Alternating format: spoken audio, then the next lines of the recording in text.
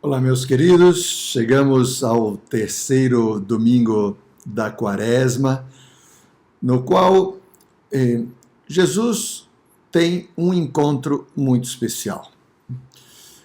Os domingos da Quaresma não seguem exatamente o mesmo evangelista, mas seguem uma sequência no qual se vai aprofundando no mistério de Cristo até chegar a estar preparados para o Tríduo Sacro, né, que é a sua paixão, morte e ressurreição.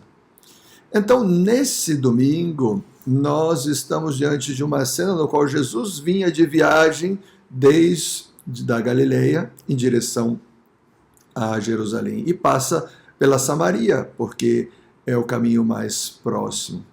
Mas ele tinha um encontro marcado. Essa pessoa não sabia que tinha um encontro marcado com ele, mas ele sim queria se encontrar com ela. Então, quando chegam fora dessa cidade que chama Sicar, lá estava um poço. Naquela época a água era muito difícil de se encontrar, né? Esse poço era um poço muito profundo que tinha sido cavado pelo patriarca Jacó e ali ficava.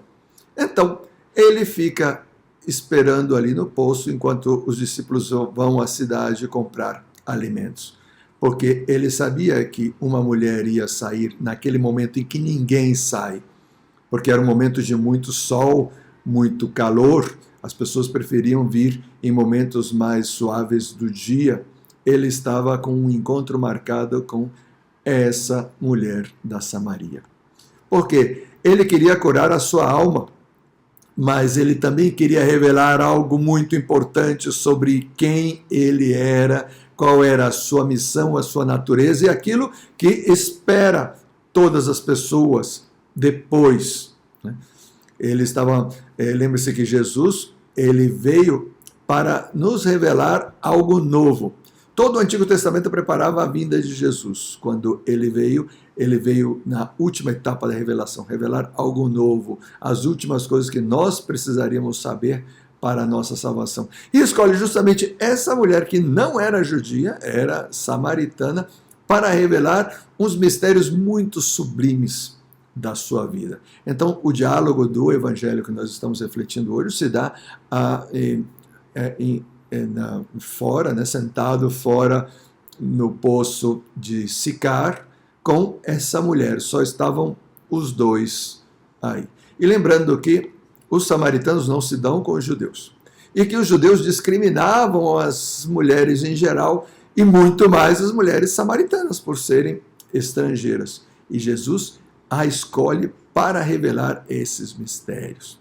Então vamos deixar algumas perguntas que podem orientar a sua reflexão. Por favor, leiam o texto, leiam as perguntas, tratem de refletir sobre elas e, a continuação no vídeo, vamos propor algumas reflexões em torno a essas perguntas. Muito bem, até já.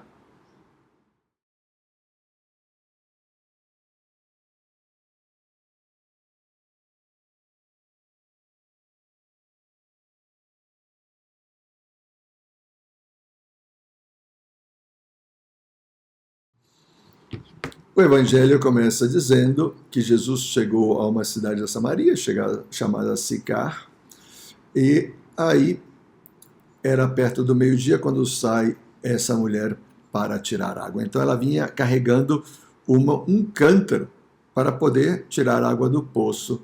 E Jesus se dirige a ela dizendo: dá-me de beber. Então, por que Jesus pede de beber à mulher samaritana? Então, a resposta óbvia seria dizer porque ele estava com sede. Claro, era perto do meio-dia. Imagina, né? Uma cidade que é meio desértica, Jesus vinha caminhando desde de manhã cedo, ele devia estar morrendo de sede. Então, ele queria beber, só que ele não tinha como tirar a água do poço, porque ele não tinha cântaro. Então, pois chega uma mulher que tem um cântaro, é óbvio que ele pediria de beber. Ah, mas então nós não entenderíamos o texto. Por que o evangelista João colocaria uma necessidade física de Jesus? É claro que não. Jesus estava com sede da alma dessa mulher.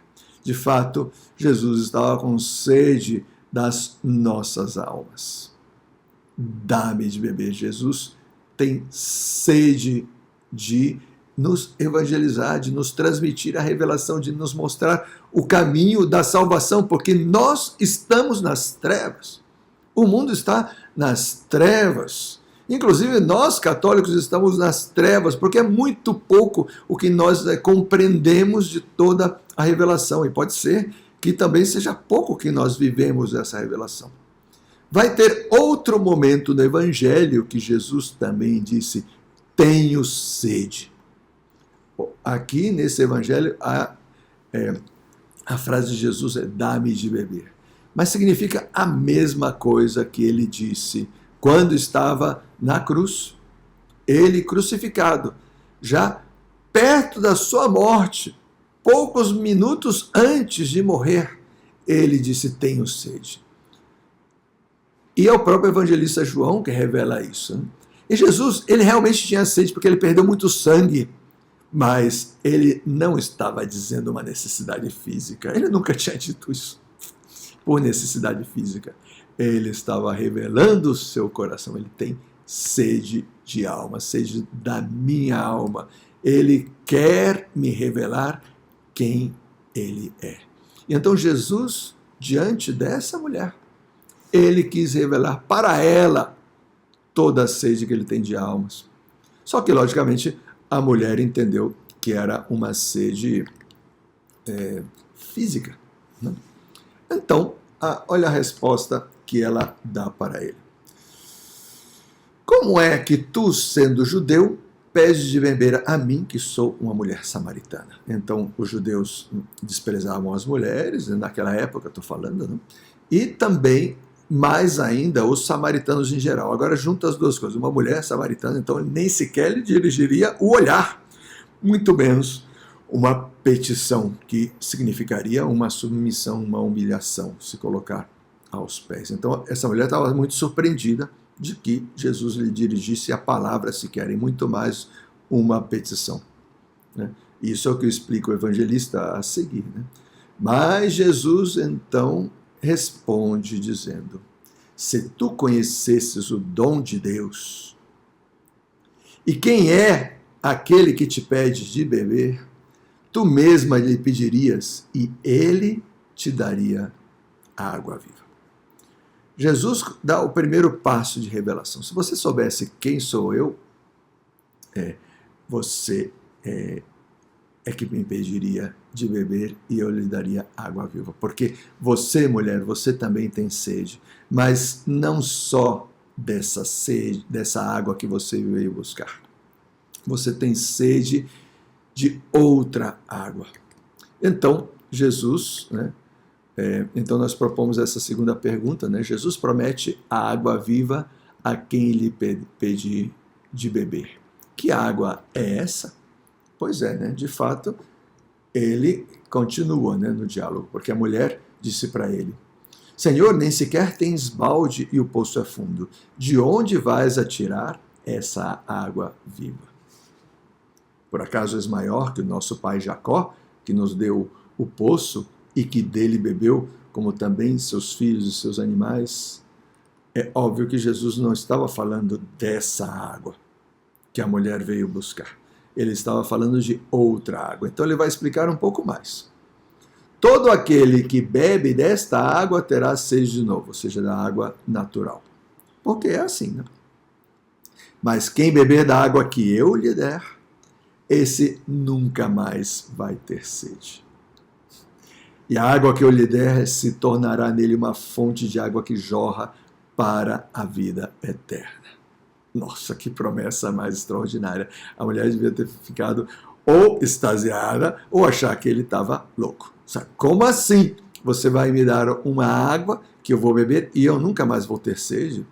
É óbvio que Jesus também estava falando de outra água que não daquela. Ele não estava falando da sede natural, porque essa sim, por mais que nós bebamos, sempre voltaremos a ter sede. Ele estava falando de outra sede, da sede espiritual, da sede de eternidade, da sede de Deus. Todos nós temos sede de Deus. Essa é a maior sede do nosso coração, é a maior fome do nosso coração, é o maior desejo do nosso coração. Nós queremos conhecer a Deus. Deus nos criou a sua imagem e semelhança. Nós temos uma faísca de Deus dentro de nós. E se nós somos batizados, nós temos já uma fonte, que é uma fonte que brota para a eternidade. Jesus estava falando da água da sua graça. Da água da sua graça. A graça de Deus. Nós temos sede de Deus, então Ele mesmo veio ao nosso encontro com a sua graça. O que é a graça? Do grego charis, que é a própria presença de Deus. Graça significa a presença de Deus em nós. A presença de Deus em nós. Ele estava dizendo que ele, Jesus, com a sua paixão, morte e ressurreição, ele ia vencer a morte, ia vencer o pecado, nos ia abrir outra vez os céus, mas ele nos traria outro grande presente, a possibilidade de ser como Deus. Então, pelo batismo, nós receberemos essa graça dentro de nós. O batismo, ele é um selo indelével que gera dentro de nós uma presença de Deus. Deus passa a habitar dentro de nós como num templo. É verdade, é verdade. No batismo se dá uma transformação radical da pessoa. Uma pessoa que não é batizada, com todo respeito com os não batizados, elas não têm a presença física de Deus dentro delas.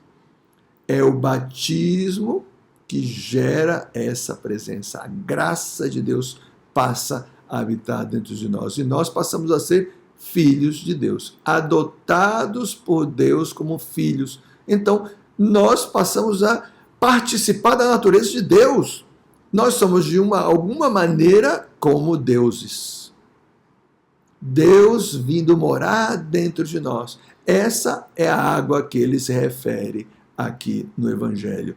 Ele se torna como uma água que jorra para a vida eterna. Quer dizer, essa fonte que é o batismo vai gerar constantemente graças para nós, para que nós possamos saciar a nossa sede de Deus nesta vida, até que possamos nos encontrar com Ele na eternidade. Olha que coisa mais extraordinária. Por isso que Jesus disse, todo aquele que bebe dessa água terá sede de novo, mas quem beber da água que eu lhe darei, esse nunca mais terá sede, porque a água que eu lhe der se tornará nele uma fonte que jorra para a vida eterna. E a mulher disse, dá-me dessa água para que eu não tenha mais sede e nem tenha que vir aqui tirá-la. Ela entendeu errado. Ela pensou que Jesus estava falando ainda de uma água que mata a sede física. Então Jesus precisava curar primeiro a alma dessa mulher para poder depois dar a ela essa graça que ele estava prometendo, porque ela estava em pecado. Então o pecado impede que as pessoas percebam a graça de Deus. Então ele toca um ponto que era sensível para ela e que ela não tinha revelado, e não tinha como Jesus saber disso. Ele disse para ela, vai chamar teu marido e volta aqui. Nossa, aí complicou a situação para ela. Por quê? Bom, já vamos responder. Olha aqui o que ela disse. Eu não tenho marido. Eu não tenho marido. E aí Jesus disse para ela, dissestes bem, que não tens marido, pois tivestes 5 maridos, e o que tens agora não é teu marido. Nisto falaste a verdade. Então, essa era a grande chaga dessa mulher. Ela tinha essa dor do seu coração. Ela não tinha conseguido ser feliz. E estava procurando diversas vezes em 5 casamentos frustrados. Que não foram casamentos, né? Porque a gente se casa pois, uma vez só, né? Então, ela estava ferida pelo pecado. Jesus queria curá-la disso. Mas primeiro, ela precisa admitir que estava ferida. E assim ele poderia curar. Mas também esses 5 maridos representam as 5 colinas da Samaria. Quer dizer, ele está falando dos povos pagãos, que procuram a felicidade onde Deus não está, na sua religiosidade que é muito limitada. E que ele, Jesus, ele veio trazer a revelação completa, que vai além dessas tentativas de felicidade. porque todas as religiões acabam sendo tentativas de felicidade, que Deus também abençoa. Não é que ele não abençoa, ele também abençoa, porque ele tem misericórdia das pessoas. Mas agora ele veio se revelar. Ele é a plenitude da revelação, é Deus em pessoa que vem. Então ele convida essa mulher a dar esse passo, a conhecer quem ele é. E aí vem essa terceira pergunta. Jesus disse que os verdadeiros adoradores adorarão o Pai em espírito e verdade. O que isso quer dizer? Pois é, né? Seguindo no texto, a mulher disse a Jesus: Senhor, vejo que és um profeta, os nossos pais adoraram nesse monte, mas vós dizeis que é em Jerusalém que se deve adorar. Jesus disse-lhe: acredita-me, mulher, está chegando a hora em que nem neste monte, nem em Jerusalém adorareis ao Pai. Ou seja, não vai ser num lugar específico, geográfico da terra, porque eu vim alargar a possibilidade de adoração, alargar a possibilidade de encontrar a Deus. Antes eram judeus, porque Deus criou esse povo em Abraão para preparar a vinda do seu filho Jesus. Mas quando ele viesse, Jesus, essa fé se propagaria pelo mundo. Se poderia adorar a Deus em muitos lugares diferentes. Mas está chegando a hora. Desculpe, deixa eu voltar um pouquinho. Acredita-me, mulher, vou ler de novo. Está chegando a hora em que nem neste monte, nem em Jerusalém adorareis o Pai. Vós adorais o que não conheceis. Quer dizer, a sua religiosidade é limitada. Vocês não sabem exatamente o que estão adorando. Nós adoramos o que conhecemos, pois a salvação vem dos judeus. Ou seja, Jesus está dizendo que ele vem do povo escolhido, que foi fundado pelo próprio Deus. Mas está chegando a hora, e é agora, em que os verdadeiros adoradores adorarão o Pai em espírito e verdade. De fato, esses são os adoradores que o Pai procura. Deus é espírito, e aqueles que o adoram devem adorá-lo em espírito e em verdade. Ou seja, a religiosidade já não vai estar ligada a sacrifícios oferecidos de animais para favorecer a Deus, né? Ele já não quer obras externas sem conversão do coração. Ele quer os corações. Adorar a Deus em espírito e verdade é adorá-lo com o coração. Reconhecer que Ele é Deus com o coração e aceitá-lo e aclamá-lo e louvá-lo com o coração. Porque o que interessa para Deus é que nós o amemos. É só o amor de Deus que pode curar o nosso coração. É só o amor de Deus que pode saciar a fome e a sede do nosso coração. Ele quer vir ao encontro de todas as pessoas, em todos os lugares do mundo, de todos os tempos e lugares. E por isso Jesus escolhe essa samaritana, uma estrangeira, para revelar isso. Então, ele já não quer ser Deus só para o povo judeu, porque aquilo era uma etapa, uma preparação, enquanto a humanidade não estava madura. Agora a humanidade já está madura para receber essa mensagem. Deus é amor e Deus nos quer amar em todos os lugares do mundo. E por isso, depois de fundar a igreja e enviar o seu Espírito Santo sobre ela, ele diz para ela: vão pelo mundo todo e evangelizem, levem essa boa notícia a toda a humanidade, porque o mundo está em trevas e precisa da minha luz, precisa da minha água que vai jorrar para a vida eterna. Que Deus lhes abençoe, em nome do Pai, do Filho e do Espírito Santo. Amém. Fenomenal!